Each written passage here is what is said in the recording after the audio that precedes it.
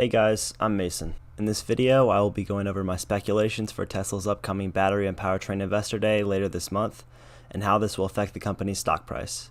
Tesla's dominance of the industry lies in two key areas, autonomy and battery technology. This event will largely focus on the latter, as they already had Autonomy Day in April of 2019. Alright, let's get into my thoughts and predictions for what Tesla will unveil at Battery and Powertrain Investor Day. Most importantly, I believe they will show plans to scale production to multiple terawatt-hours this decade. With products such as the Tesla Semi and Cybertruck coming to market, which require massive battery packs, for example, the Semi's battery is over 7 times as large as the Model S's battery pack.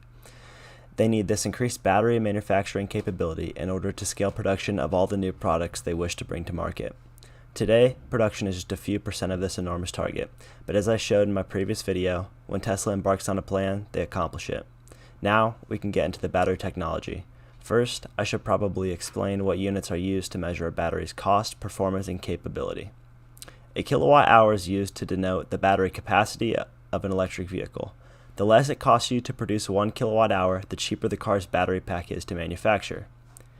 Watt-hours per kilogram, on the other hand, are the unit used to measure energy per unit of mass.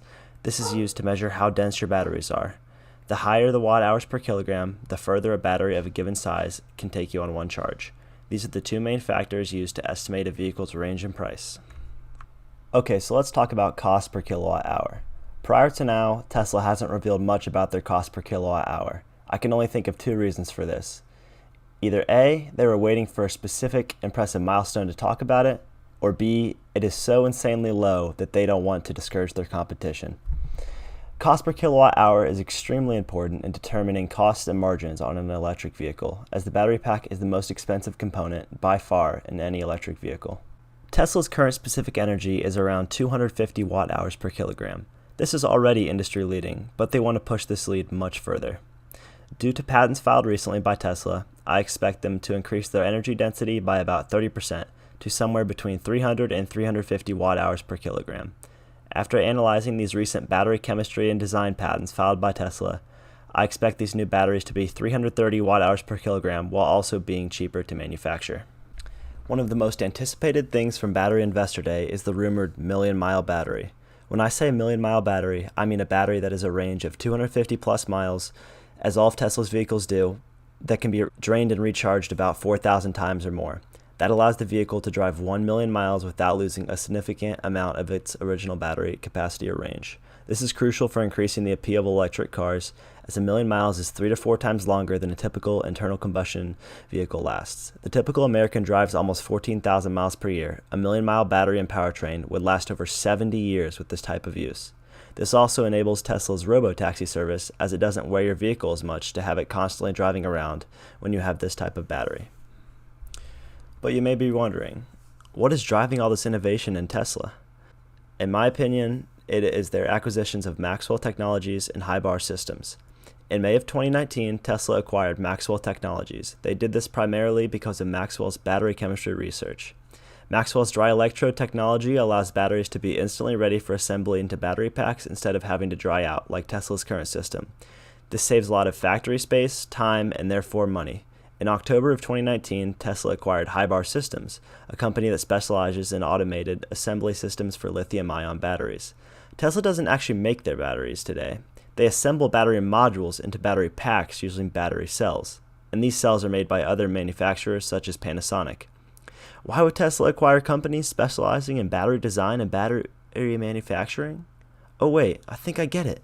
Tesla will make their own battery cells. As they have shown in the past, Tesla is obsessed with vertical integration. Tesla will announce plans to produce their own battery cells at Investor Day later this month. Before most other auto manufacturers even realize they're going to have battery supply constraints, Tesla is taking things into its own hands, once again showing us how many years ahead they are of everyone else in both thought and action. Who knows, maybe in the future Tesla will even get into the mining business to fulfill their massive resource needs for batteries. And if Tesla enters the mining business, you can be sure another one of Elon Musk's companies, the Boring Company, will be involved. Even after a battery passes 1 million miles and is unfit to be in a car anymore, it can still find its use in stationary power applications. A great example of this is Tesla's MegaPack in southern Australia, which powers surrounding areas in times of outages and peak energy demand. The company Redwood Materials may come up at the event. J.B. Straubel, one of the founding members at Tesla, recently left the company to start a battery recycling company. And guess where their headquarters is? Nevada, the home of Tesla's Gigafactory, where they produce the majority of their battery packs for vehicles. What a convenient coincidence. Because the entire auto industry has been doing nothing in the electric space for the last 15 years, while Tesla has been moving full speed ahead, they are so far behind on battery, powertrain, and software technology that the other automakers face three choices. 1, try to catch up. What are you going to do? Hire every one of Tesla's engineers, then hope Tesla spends the next decade doing nothing? Good luck with that one. 2, give up.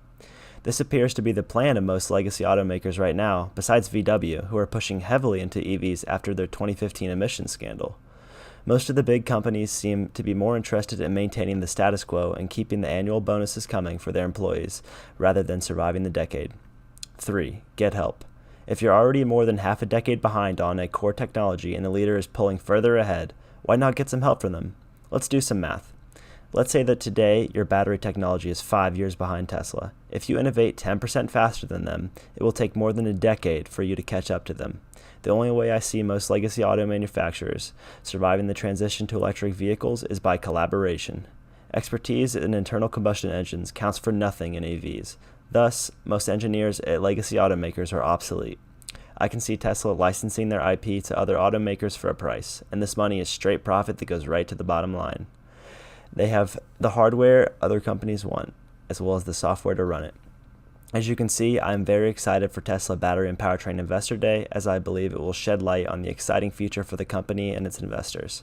I hope you enjoyed the video. I will have more coming soon, covering Tesla's new battery chemistry patents, as well as some talk about the PC hardware industry. Thanks for watching.